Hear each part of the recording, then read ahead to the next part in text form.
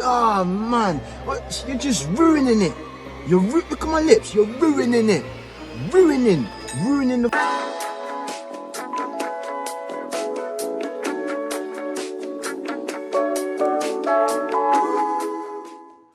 So, lately I've been trying to improve my character sketching and I decided to draw Billie Eilish, and specifically, this photo. What we're watching now is going to be me failing at this 5 times with some really interesting looking results. And originally, I didn't even want to post this video because every attempt just looks so janky and embarrassing, but I realized that's not going to help anyone at all. So instead, we're going to talk about what it means to fail in art and some ways of viewing our paths to success. I want to start this video by giving you a quote to think about by Stephen McCraney. The master has failed more times than the beginner has even tried. Let's get into it. Now, let's examine our relationships with failure and what it looks like to us. So it's likely to be different person to person as we all have different goals, but recontextualizing this relationship is so important. Why? Because when we do this, we start to realize what actually constitutes a failure. And if that might be difficult, then an easier way of reaching this conclusion is simply asking yourself, what is success to you? So for example, the goal in this drawing session was to get better at drawing characters. So as I attempt my drawings of Billie Eilish, I became increasingly frustrated and started to feel further away from my goal. No matter what I was trying, I couldn't seem to get a likeness down or the proportions correct. In some ways, it might have felt like I failed today's drawing session, but right here, can you see what I've done? I've confused a negative emotion, in this case, frustration, as inherently tied with failure. And you might ask, well, Daniel, isn't that the case? To that, I say honestly, failures can lead to negative feelings, but not all negative feelings are because of failure. So sometimes we tend to catastrophize the situation. But the more we fall victim to this mindset, the harder it is to accept what we're doing. So, in the pursuit of drawing characters, I had to remind myself what I was actually attempting. I'm attempting this image of Billy here and starting off with a really basic Loomis head. And I'm continuing to sharpen and form new connections in my brain and muscle memory and all that kind of stuff. So, of course, things aren't going to be perfect as soon as I started. Looking back on it now, I didn't spend enough time learning and analyzing my reference or setting up basic proportions. In particular, I found the head tilt in this reference threw me off quite a bit. It was difficult trying to get the same angle and all the features to line up, and even the angle of the hair was a little bit confusing to me and everything just felt off. But one thing I have to mention, all of this is in hindsight, right?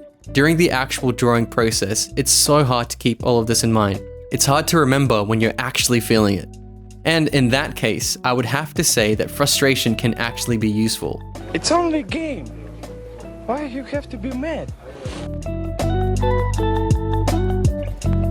The reason frustration can be so useful is because it's simply information. It shows us a change of state in our emotions. When we're frustrated, we become off balance. But rather than sitting in that emotion and letting it drive our actions, potentially even leading us to trash our drawings or walk away, we can instead opt to take a step back and see what it's trying to tell us. Whenever I feel frustrated, it's because something isn't aligning to my own expectations. And therein lies the issue, because my expectations may not have been set up correctly in the first place. So I was totally expecting to pump out these sketches super easy and without resistance. This Billie Eilish drawing I'm doing was only supposed to be a warm-up, but I ended up getting stuck on it for so long, and I think it's important to remember at these points that art is not a linear process, but instead a series of many decisions and corrections along the way. And because I'd spent so long on the first image, I felt impatient and like I was just increasing how much time I thought I needed to get through the rest of the drawings I had planned. But here's the thing, the goal is to improve at characters, not necessarily fill a sheet of portraits. So I thought if I'm stuck on the first one, it means something isn't clicking, and I can use that to benefit my own learning. In this instance, what would have benefited me was taking my time and focusing on this one sketch, rather than drawing 10 different portraits and potentially making the same mistakes. With each consecutive drawing, I tried changing something I thought was off. And even here, I decided, oh yeah, well her jawline looks pretty prominent in this example here. It's not her jaw, it's her chin.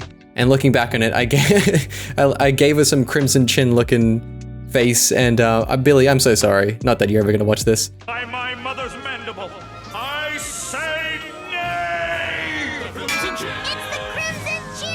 But it's a useful skill to have, to be able to spot your own mistakes and not let that get in the way.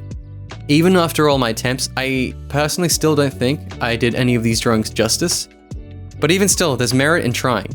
So the question is this still a failure? I don't think so.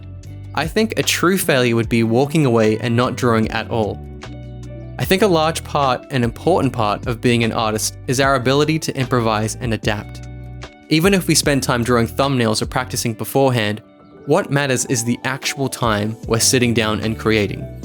And if we had spent time preparing, issues and unforeseen things are still going to pop up during the process.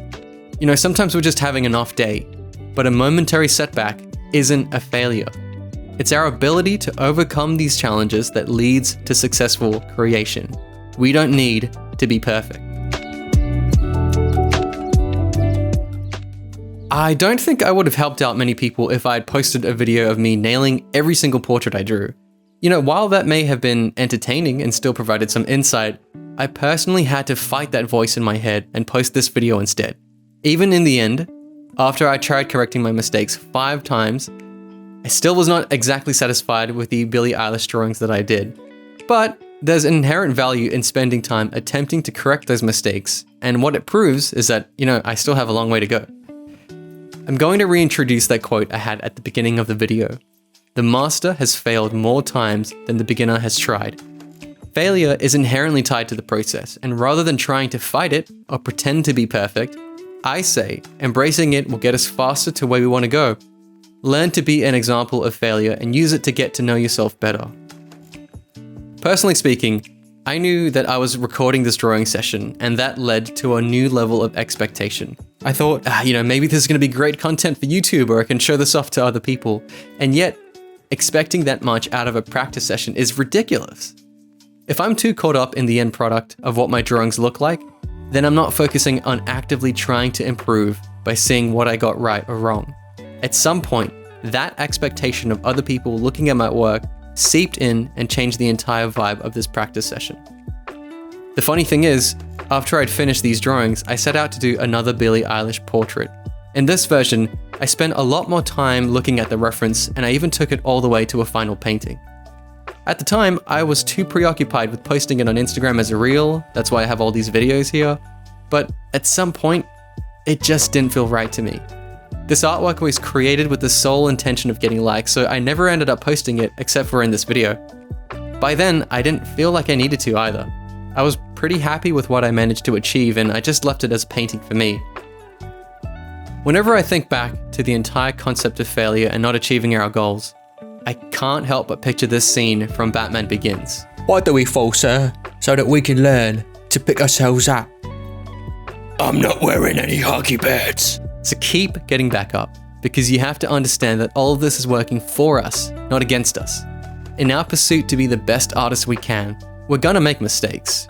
We're not gonna nail things in the first try, but with enough patience and resilience, each of those failures coming out of us just increases our chance of success. Alright, now that's pretty much gonna bring us to the end of the video. Here is all of the Billie Eilishes that I have so far concocted in this very lab of monstrosity. So, failure. What do you think of it? Do you have any tips when you're trying to overcome a personal, frustrating painting session? If you do, let me know down in the comments below, and if you have any questions, feel free to hit me up on Instagram at DanielAngArt. Thank you so much for making it this far in the video. Until next time, take care and stay safe.